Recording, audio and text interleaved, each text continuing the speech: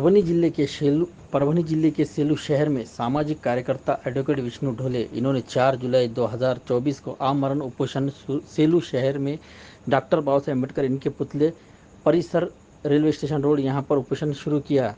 इस मुस्लिम समाज के आरक्षण न्याय मांगने के लिए इस मांगों को लेकर सामाजिक कार्यकर्ता एडवोकेट विष्णु ढोले जैसे 10% मुस्लिम समाज को आरक्षण दिया जाए। महाज्योति सारथी बार्टी के धरती पर मुस्लिम समाज के विद्यार्थियों के लिए Marty Maulana Azad research and training institute इस स्वतंत्र संस्था की स्थापना की जाए। मुस्लिम समाज को आरक्षण मिले। इस समाज में जब तक आरक्षण नहीं मिलेगा तब तक विद्यार्थियों को उच्च शिक्षण व तंत्र शिक्षण वैद्यकीय व अन्य शैक्षणिक फी में 50% सहूलत अर्थात शिष्यवृत्ति योजना दी जाए। पर अल्पसंख्यक सहकारी संस्था स्थापन नोंदणी कायदा किया जाए। परभनी जिले के हर तालुके हर जगह पर उर्दू घर व मुस्लिम समाज को सांस्कृतिक सभागृह बनाकर दिया जाए। न्यायमूर्ति रघुनाथ मिश्रा आयोग, सच्चर समिति, महमूदुर रहमान समिति, इस तीनों ही समिति मुस्लिम समाज के सभी विकास के लिए सभी सिफारिश की अमलवजानी की जाए, ऐसी मांग की गई। सामाजिक कार्यकर्ता एडवोकेट विष्णु ढोले इनकी ओर से इस वक्त वहां पर भारी संख्या में सभी समाज के लोग मौजूद रहे। किस तरह की प्रतिक्रिया दी है इस आमरण उपोषण को लेकर आइए जानते हैं। खरं तर गेल्या अनेक वर्षापासून मराठा समाजाला आणि मुस्लिम समाजाला महाराष्ट्रामध्ये शिक्षणासह सर्वच क्षेत्रांमध्ये आरक्षण मिळावं अशी सातत्यानं मागणी होत होती। मधल्या काळामध्ये काँग्रेस आघाडी सरकारच्या काळामध्ये मराठा आणि मुस्लिम समाजाला स्वतंत्ररित्या आरक्षण देण्यात आलं होतं, परंतु कायदेशीर अडचणींमुळे नंतर ते कोर्टात टिकू शकलेलं नाही। सध्या सुद्धा आता मनोज जरांगे पाटलांच्या नेतृत्वाखाली मराठा आरक्षणासोबतच मुस्लिम समाजाला सुद्धा आरक्षण देण्यात यावं ही मागणी जोर धरू लागलेली आहे। आणि आज या ठिकाणी आमच्या सेलू येथील आमचे मित्र ॲडव्होकेट विष्णू ढोले साहेब हे या ठिकाणी मुस्लिम समाजाच्या आरक्षणासाठी उपोषणाला बसलेले आहेत। आणि नक्कीच ही गोष्ट म्हणजे सर्व धर्म समभावाचा एक संदेश देणारी ही गोष्ट आहे की ॲडव्होकेट विष्णू ढोलेंसारखा एक आंबेडकरी चळवळीतील कार्यकर्ता जो मुस्लिम आणि मराठा आरक्षणासाठी लढतोय त्यांनी चालू केलेल्या आंदोलनाला मराठा सेवा संघ, संभाजी ब्रिगेड, मराठा समाज आणि इतरही समाज या सर्वांचाच पाठिंबा आहे। आणि शासनाने याची लवकरच दखल घ्यावी, अन्यथा येणाऱ्या काळामध्ये कायदा आणि सुव्यवस्थेचा प्रश्न उद्भवल्यास त्या शासन जबाबदार राहील। कहना चाहूँगा ये जो मुस्लिम रिजर्वेशन की बात है, आरक्षण की बात है, रियल में देखा जाए तो सेलो वाले उसके गवाह है। 1998-99 से वक्त वक्त पर ये आरक्षण की लड़ाई सेलो से लड़ी जा रही है।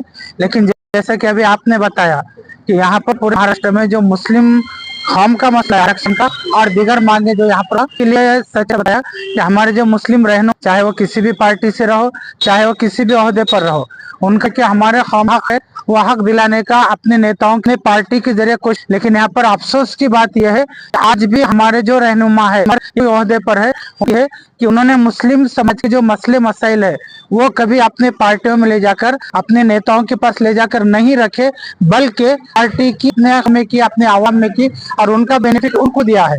अब यहाँ पर इससे पहले हमारे समाज के मुझसे कई बार ये बातें बताई गई कि हमें आरक्षण की जरूरत है, हमें मार्टी की जरूरत है, हमें सहकारी संस्थाओं की जरूरत है और अन्य बहुत सारी बातें हैं। कम से कम पढ़ाई में 50% फीस की सहूलत की जरूरत है। लेकिन अफसोस यही है साहब कि कोई ये बातों पर गौर नहीं करता, या समझे उनको खुद को जरूरत नहीं है, इसलिए आवाम की तरफ उनका ध्यान नहीं है। लिहाजा यहाँ पर हमारे दोस्त है एडवोकेट विष्णु ढोले साहब, जो कायदे तज्ञ भी है, वकील भी है और उन्हें समाज के हर बातों की जान है। इसलिए उन्होंने एक कोशिश की, पहल की कि कम से कम मैं यहाँ पर अपने इन मुस्लिम भाइयों के आरक्षण और दीगर मसलों को लेकर बैठूंगा। तो उसके वजह से मीडिया, आप जैसे पत्रकार भाई हो, इनके जरिए ये बात पब्लिसिटी में आएंगी, चर्चा में आएंगी और इसके बाद तो भी सोया हुआ मुस्लिम भाई जाग उठेगा और अपने हक मांगने की कोशिश करेंगे। ये मकसद से यहाँ पर वो बैठे। और मैं आपके आज तक के परभनी आज तक के चैनल के माध्यम से सभी आवाम से, सभी नौजवानों से गुजारिश करना चाहूंगा कि ढोले साहब जो बैठे हैं उसमें उनका कोई मफाद नहीं है, उनका कोई फायदा नहीं है। वो जो बैठे हमारा अपने हक की आवाज बुलंद करने के लिए बैठे। और आप सबसे गुजारिश ये रहेंगे कि आप अपना कीमती वक्त निकालो, यहाँ पर आओ, उनको सपोर्ट करो। आप जहाँ है वहाँ तहसीलदार को निवेदन दो, कलेक्टर को निवेदन दो, आपके गांव में मोर्चा निकालो, ताकि ये मुहिम तेज पकड़ती रहे और हमें हमारे जो घटनादक अधिकार है संविधान ने प्रदान किए हैं, वो संविधान हमें अधिकार मिलते रहे। यही मैं यहाँ पर सबसे पुरजोर अपील करूंगा, क्योंकि दूसरे समाज की तरह, दूसरे भाइयों की तरह हम भी इस भारत देश के नागरिक है, हम भी टैक्स भरते हैं। टैक्स का बदला हमें मिलता नहीं है, वो हम अपने हक के जरिए टैक्स वसूल करना चाहते हैं। आप एक टीचर है, टीचर होने के नाते आप आपके बच्चों को किस तरह की ट्रेनिंग देते हैं, किस तरह की बातें सिखाते हैं?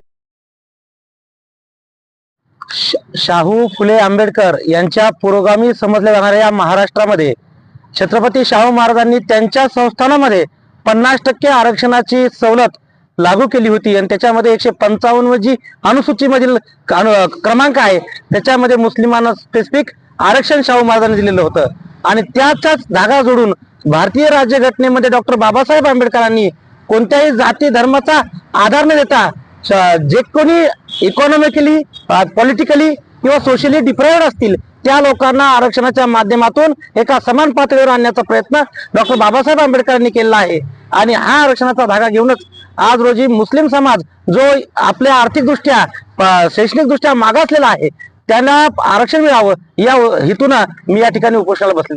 आजपर्यंत अभी तक कोई भी दखल लेने को इस उपोषण की लेने को नहीं आया है। अगला स्टेप आपका क्या रहने वाला है? इसके आगे हमने जो उपोषण का हमारा जो टारगेट तय किया है कि मुस्लिम समाज को जो 5% आरक्षण आघाड़ी सरकार ने 2013-2014 में मंजूर किया था, लेकिन उसे लागू नहीं किया गया। हालांकि उसे माननीय उच्च न्यायालय ने भी मंजूर किया, उसे लागू किया जाए, तत्काल उसकी अंमलबजावनी हो जाए। ये मांग जब तक हमारी पूरी नहीं होती, उसके साथ साथ Marty Maulana Azad research and technical institute इसकी स्थापना नहीं होती, तब तक ये जो अनशन है, ये आमरण अनशन, ये मांगे पूरी होने तक चलता रहने वाला है।